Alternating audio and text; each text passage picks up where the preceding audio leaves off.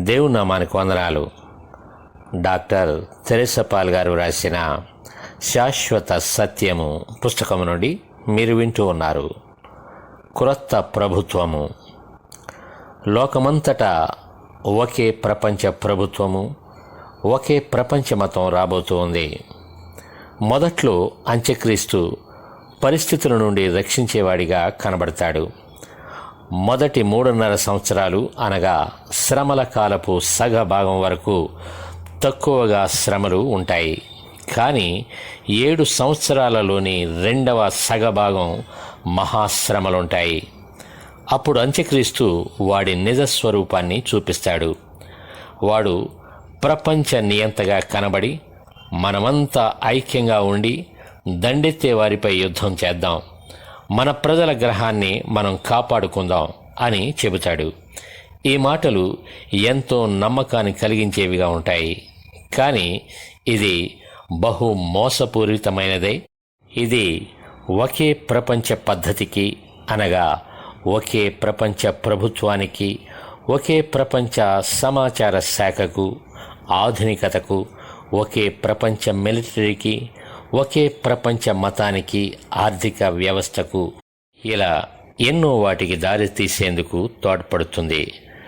అంత్యక్రీస్తు పరిపాలించేందుకు వేదిక అంతా సిద్ధమైంది గనుక ఈ భూమిపై అంతిమ మానవ రాజ్యం గురించి బయలుపరిచిన నెబుకద్నెజరు, దానియేలు ప్రవక్త మరియు అపోస్తులుడైన యోహాను చెప్పిన ప్రవచనములన్నీ తప్పక నెరవేరబోతూ ఉన్నాయి. మన పాపాలు క్షమించుట ద్వారా చీకటిలో నుండి తన ఆశ్చర్యకరమైన వెలుగులోనికి నడిపించు మార్గము చూపుటకు ఆయన కనబరిచిన గొప్ప ప్రేమను బట్టి అత్యంత కనికరము కలిగిన దేవునికి వందనాలు. ఆయన అద్భుతమైన కృప ద్వారా ఆయనకు విధేయత చూపిన వారందరికీ రాబోవు ఈ శ్రమల నుండి, విపత్తుల నుండి దేవుడు రక్షించి భద్రపరిచాడు. మహాయుద్ధం. ప్రకటన 19వ అధ్యాయం. 7 ఏళ్ల శ్రమలు ముగిసిన అనంతరం రాజుల రాజైన యేసుక్రీస్తును ప్రతి ఒక్కరూ చూచునట్లు, ఆయనను పొడిచిన వారి తరము కూడా చూచునట్లు ఆయన పరిశుద్ధులతో భూమిపైకి దిగి వస్తాడు. ఆయన పరిశుద్ధులమైన మనం ఉత్తేజపరిచే సాక్ష్యాలు చెప్పబోతూ ఉన్నాం. తరువాత వరుడు ఎక్కడికి వెళితే అక్కడికి వధువు వెళుతుంది. హర్మగెద్దోను అనే యుద్ధం రాబోతోంది. ఈ యుద్ధంలో అంత్యక్రీస్తును మరియు మృగము ముద్ర అనగా 666 వేసుకొని వాడిని వెంబడించే వారిని యేసుక్రీస్తు ఓడిస్తాడు. చివరికి క్రీస్తే గెలుస్తాడు. ఈ భూలోక రాజ్యములను పరిసమాప్తి చేస్తాడు. ఆ యుద్ధానికి మనం సాక్షులం. మనం పరలోకపు రాజుతో 1000 ఏండ్లు మరియు నిత్యత్వం వరకు పరిపాలిస్తాం.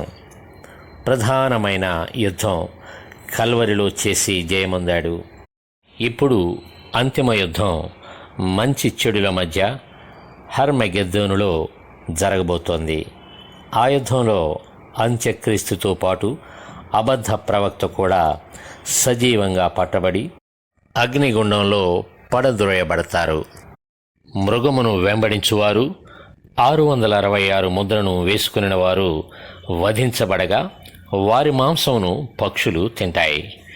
అప్పటి వరకు యుద్ధం కొనసాగుతుంది. యేసు కలవరి శిలువలో సాతాను తల చేతగా గొట్టినప్పటికీ, ఈ సాతాను ఓడిపోయిన శత్రువు అయినప్పటికీ వాడు ఇంకా క్రీస్తును వెంబడించే వారికి ఎంతో నష్టాన్ని కలుగజేస్తున్నాడు. కనుక మనం ప్రతిరోజు ఆత్మీయ ఆయుధాలు ధరించుకొని, అనగా మన శిరస్సును కాపాడుటకు రక్షణ అనే శిరస్త్రాణము, మన హృదయాన్ని కాపాడుటకు నీతి అనే మైమరువు, నడుమును ఉదరమును కాపాడుటకు సత్యమనే దట్టి, పాదములను కాపాడుటకు సమాధాన సువార్త వలనైన సిద్ధ మనస్సు అను జోడు, మన దేహమును చేతులను కాపాడుటకు విశ్వాసమును డాలు మరియు ఆత్మ ఖడ్గము అనగా దేవుని వాక్యము ధరించాలి. ఈ విధంగా సాతానును నీవు ఎదిరించగలవు. అప్పుడు సాతాను నీ నుండి పారిపోతాడు.